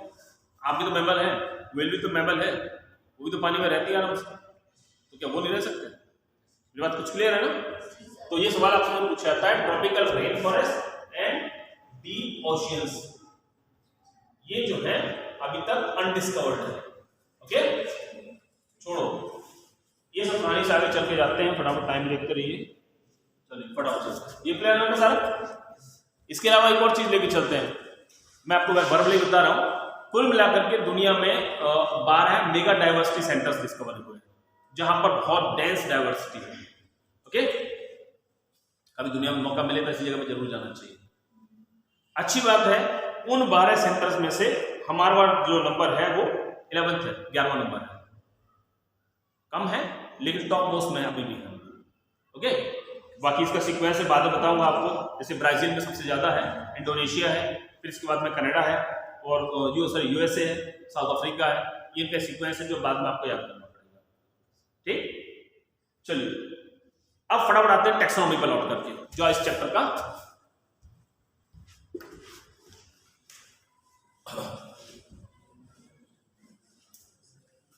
हटा दो।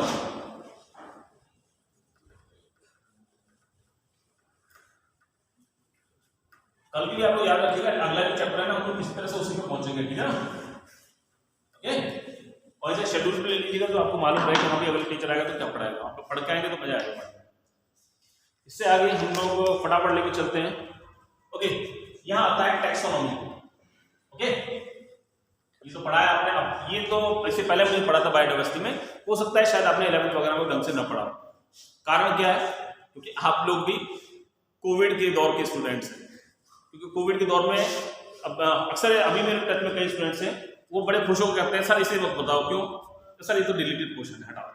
लेकिन ये मालूम आगे जाकर मुसीबत बनकर आएगा, जब नीट पढ़ेंगे थोड़ी ना डिलीटेड होगा कुछ। बहुत सारे टॉपिक्स तो आपको ऐसे मिलेंगे जो आपने 9th क्लास के बाद में पहली बार नाम सुना, ओके, जबकि वो आपके सिलेबस में थे, इसीलिए आपको ये सारा बोरिंग लग रहा होगा क्योंकि पूरा पोर्शन डिलीटेड था, ओके। अब हम बात करें टैक्सोनॉमी की, तो टैक्सोनॉमी के बारे में एक चीज समझ लीजिएगा, it is the Greek term, ना तो क्लियर है, जिसका मतलब होता है टैक्सेस, और टैक्सेस का मतलब होता है अरेंजमेंट। क्या होता है? अरेंजमेंट। इनको अरेंज करके चलना है सीक्वेंस के बेस पर।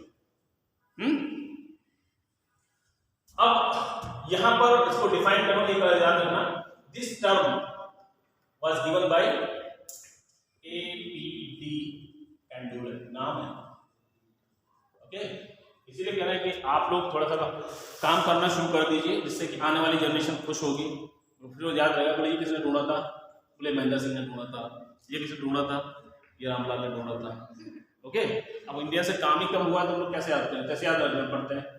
ये टैक्सोनॉमिक टर्म जो थी वो किसने दिया? APD कैंडुलर ने दिया, पूछा जाता है, ओके, ठीक है।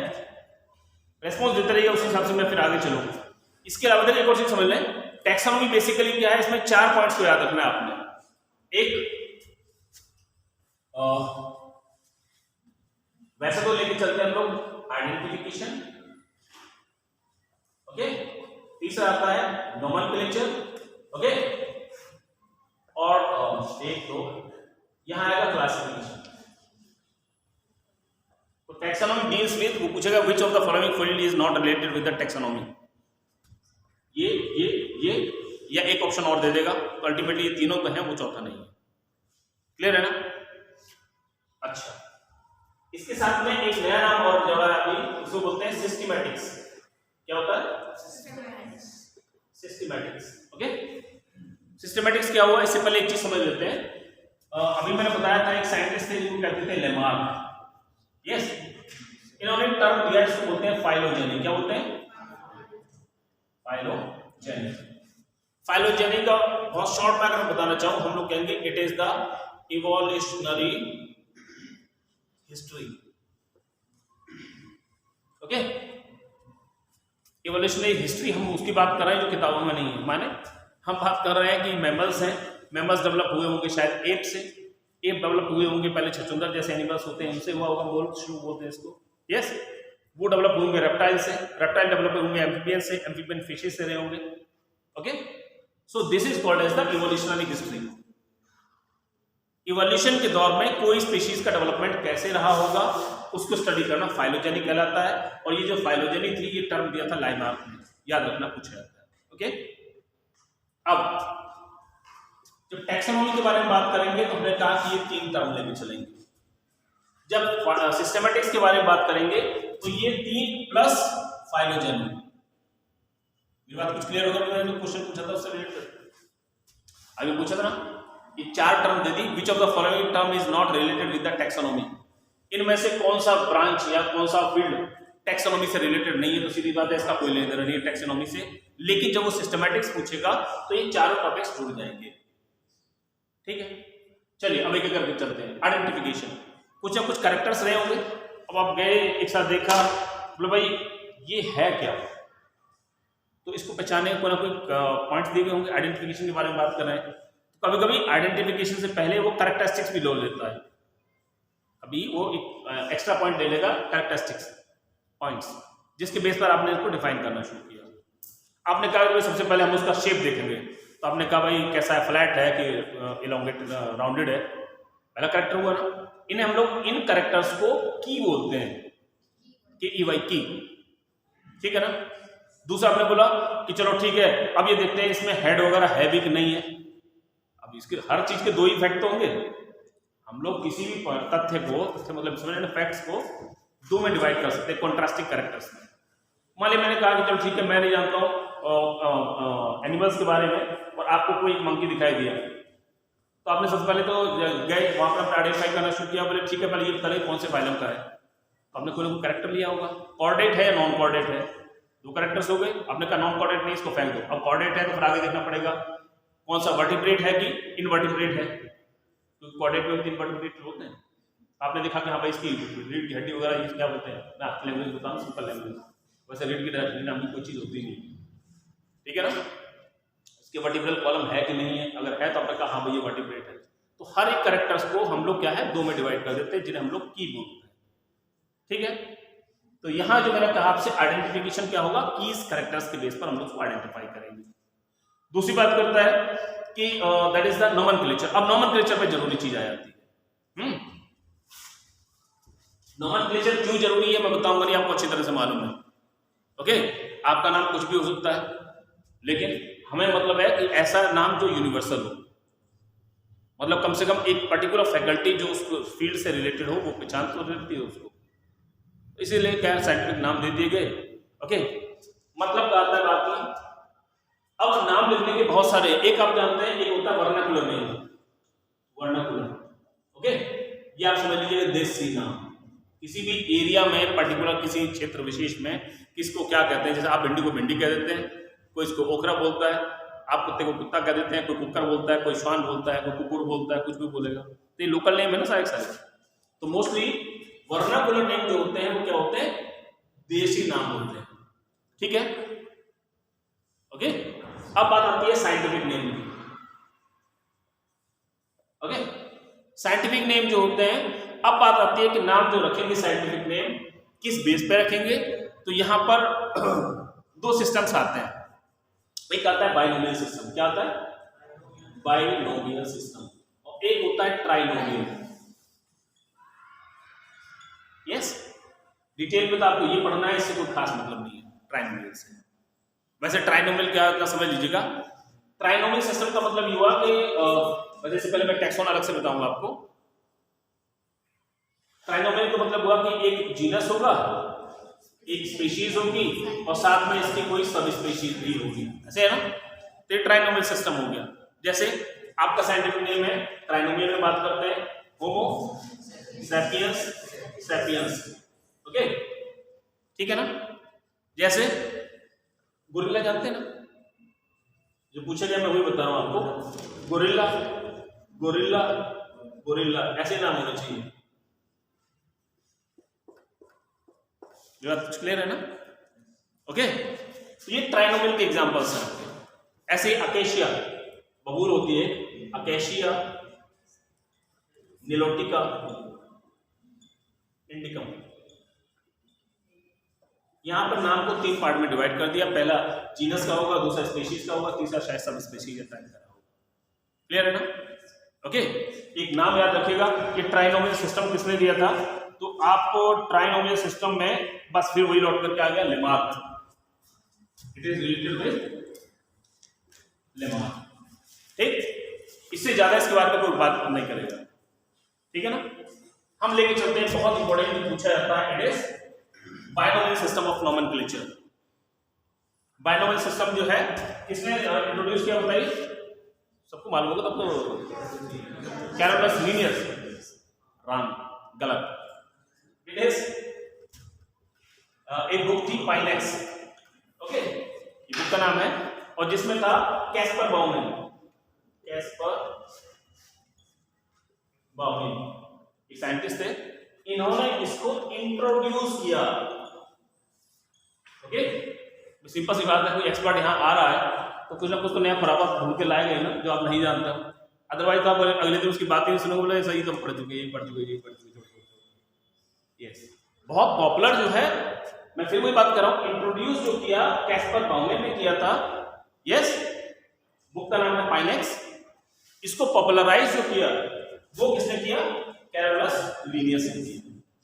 ठीक है ना। तो आप ये देख लीजिए, जब क्वेश्चन आए तो ऐसा तो नहीं, लीनियस 99% ऑप्शन यही रहेगा, लेकिन अगर इसके साथ में ये भी दे रखा है तो पहले तो इसके जो सीनियर उसको देखेंगे ना। ओके, अब कैरोलस लीनियस के लेके चलते हैं। यहां से रिलेटेड बाइनोमियल नोमेनक्लेचर है, इनकी कुछ बुक्स वगैरह है, उसको भी देखना पड़ेगा। नॉर्मली 5 बुक्स हैं जिनको आपको याद रखना है, और 2 बुक्स के तो आपको सन भी याद रखने पड़ेंगे, सिस्टेमा नेचुरली, और आपका वो कौन सी थी, क्या नाम इसका, हाँ, स्पीशीज प्लैंटेनम।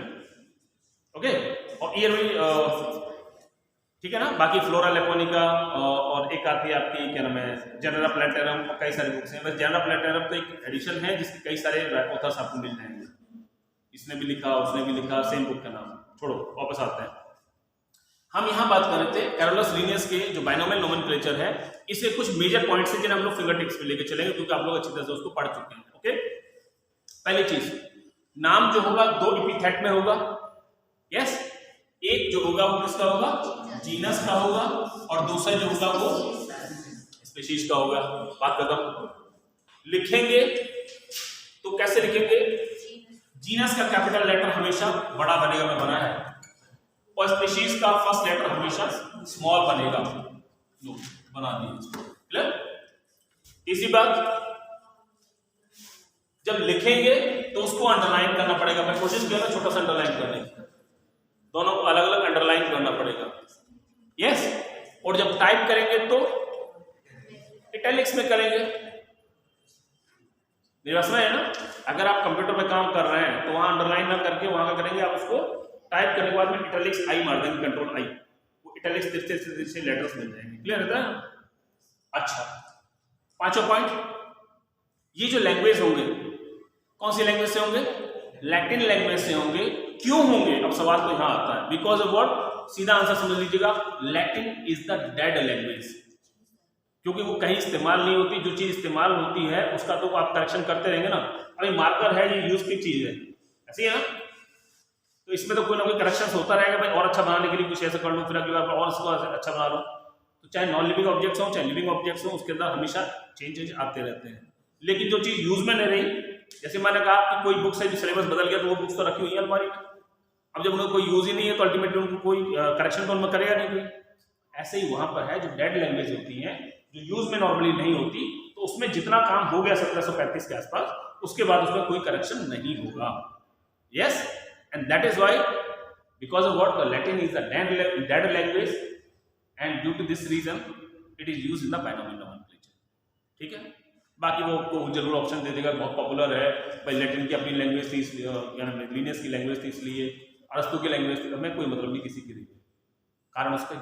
ओके, अगला पॉइंट, अगर अब देखिए अभी एक्स्ट्रा पॉइंट आता है जो नॉर्मली आपने नहीं पढ़ा होगा, अगर कोई इंडिजिनस नाम लेके चल रहे हैं, इंडिजिनस का मतलब इंडिया का नहीं होता, इस तरह समझ लेना, किसी जगह का देसी नाम, जैसे कोई चीज आम है, मान लो अब मेरे यहाँ ही होता है इंडिया में, अब भले ही आप नाम रख रहे हो जाकर के कहाँ क्या नाम है, लेनिनग्राड में या फिर फ्रांस में या कहीं पे रखो जाकर के, लेकिन जो चीज जहाँ का मूल है और कहीं ग्रो ही नहीं करता तो उसका नाम हमें उसी लैंग्वेज से लेना पड़ेगा, लेकिन उसका लैटिनाइजेशन किया जाएगा। जैसा आप लिखते हैं मैंजीफेरा इंडिका, अब इंडिका तो कुछ होता नहीं है, इंडिया तो नहीं लिखा ना, उसको लैटिनाइज कर दिया हमने। ओके, हम मैंगो बोलते थे उसको इंग्लिश में, लेकिन उसको मैंजीफेरा कर दिया उसको, तो यानी ये क्या है, इसे हम लोग बोलते हैं लैटिनाइजेशन ऑफ द टर्म्स। या तो क्लियर हो गया? आगे भाई कोई ना कोई नियम कायदे तो होंगे ना, कम से कम कितने अल्फाबेट और कम से मैक्सिमम कितने, कोई भी नाम लिखेंगे तो जीनस में या स्पीशीज में कम से कम अल्फाबेट्स की संख्या कितनी होगी? 3, याद रखिएगा, 3 अल्फाबेट से छोटा कोई नाम नहीं हो सकता। जैसे सबसे छोटा नाम सुअर का, पिग जानते पिग, सुस, SUS, ऐसी छोटी सी चुईयां होती है।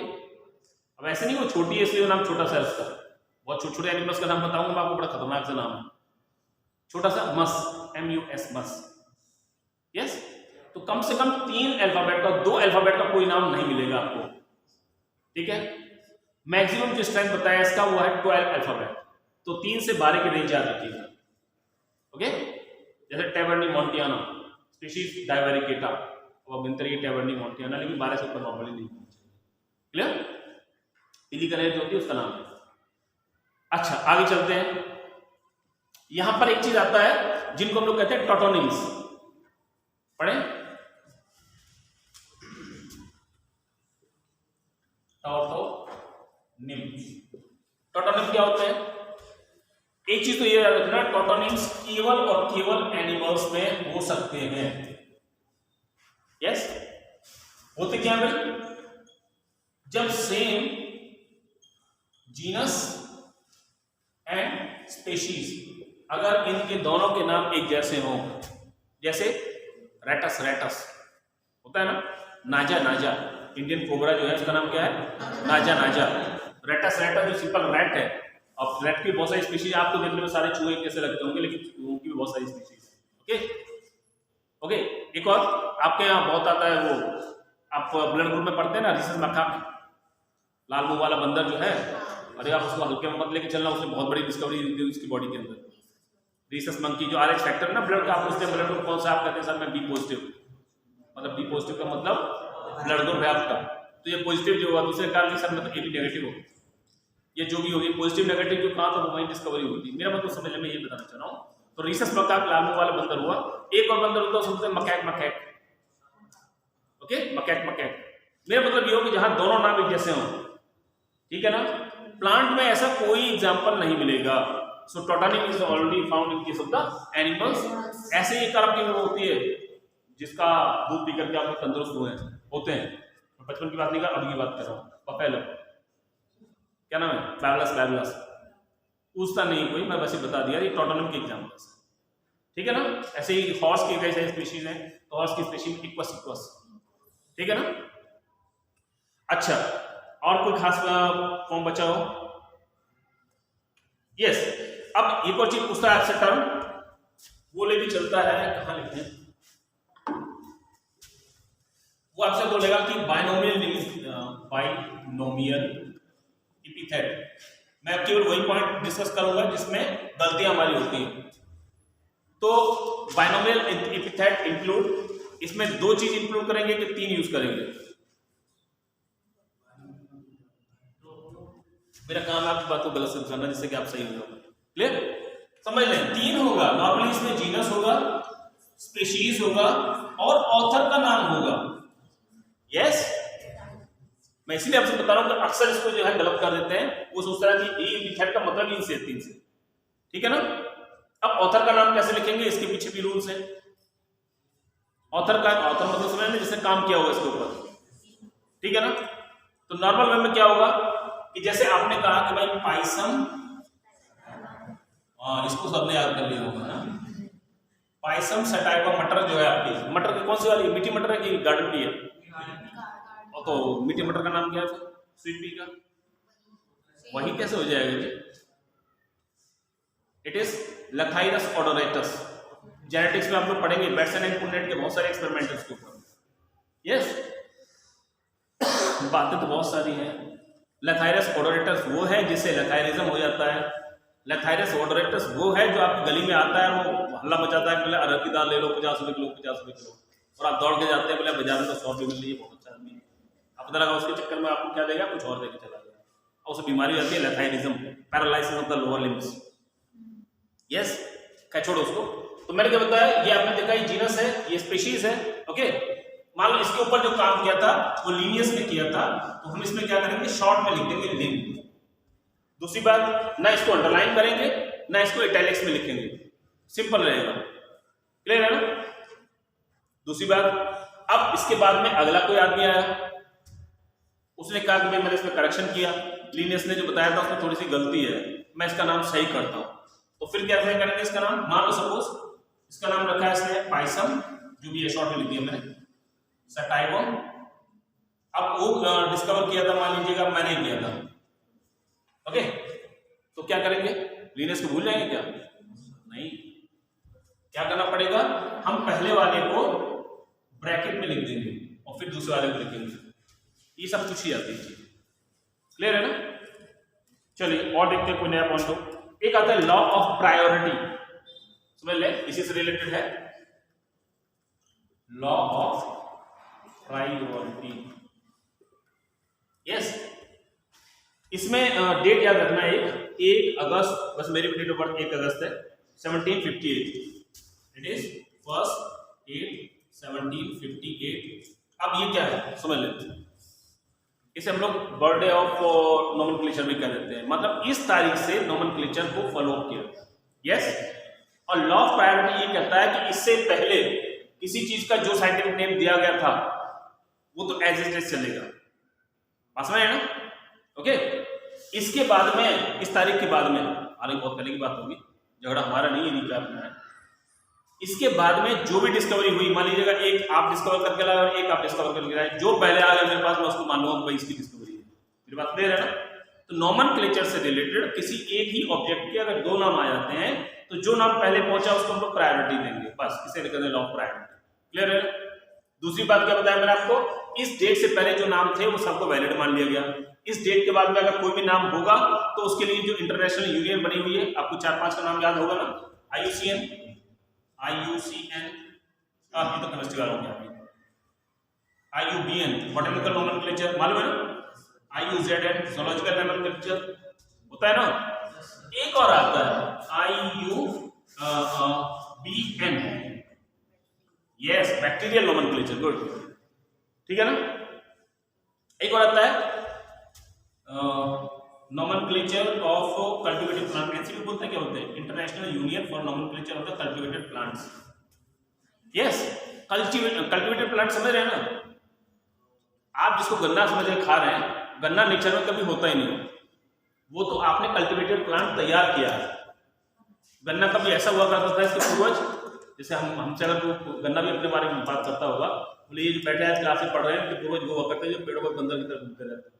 तो ऐसे में आपको बताना चाह रहा हूँ, जो शुगर केन जिसको हम लोग बात कर रहे हैं, वो सैकरम मुंजा जो है, गांव में मूंज बोलते हैं इसको, सरकंडा मालूम है ना।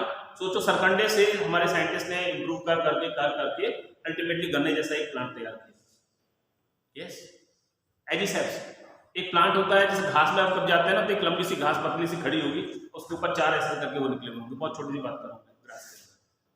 यस, उससे हमने चावल डेवलप किया, उसके अंदर भी आप उसको दबाएंगे तो बहुत छोटे छोटे चौलाई से भी छोटे छोटे दाने निकलेंगे।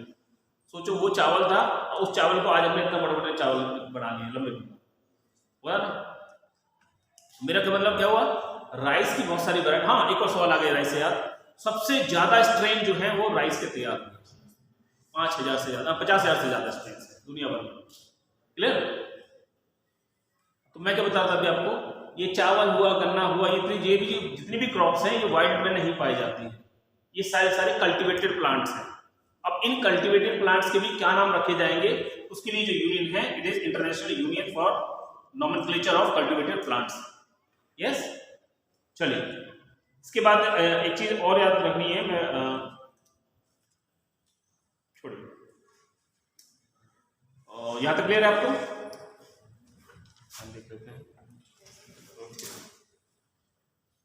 तो अभी हमने केवल जो है जनरल बायोडाइवर्सिटी के बारे में थोड़ी सी पॉइंट डिस्कस किए थे, इसके अलावा हमने जो है नॉमेनक्लेचर जो सिस्टम्स है उसके बारे में कुछ बातें की। ओके, अभी टैक्सोनॉमी से रिलेटेड कुछ जनरल सी चीजें हैं। टैक्सोनॉमिकल हायरार्की क्या होती है मालूम है ना? टैक्सॉन क्या होते हैं? टैक्सॉन मतलब रैंक, जैसे आपको रैंक दी गई स्टूडेंट की, मुझे रैंक दिया टीचर का। ओके, फिर कोई और होगा ऊपर, उनको कहा होगा एडमिनिस्ट्रेटिव फैकल्टी को, बोला ना उसको, तो अलग अलग रैंक दी जाती है ना। ऐसे क्लासिफिकेशन में रैंक दे देते हैं, भाई ये जीनस होगा, ये स्पीशीज होगी, ये ऑर्डर होगा, ये फैमिली होगी, क्लियर? अलग अलग तरह के रैंक दी जाती है, इन्हीं रैंक्स को हम लोग क्या बोलते हैं? टैक्सॉन बोलते हैं। ठीक है ना? लीनियस के टाइम में कितने टैक्सॉन दिए थे उसने?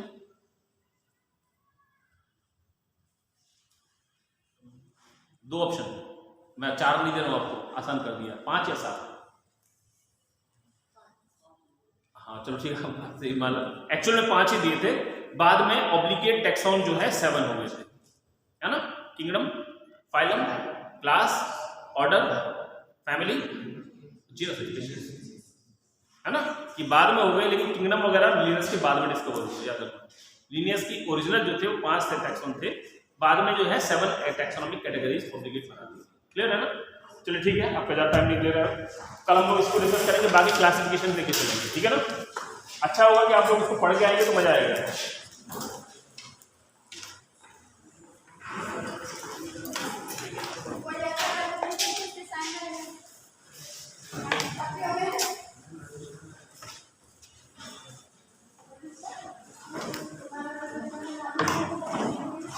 मैथ्स वालों की क्लास हो रही है आजकल, नहीं हो रही है?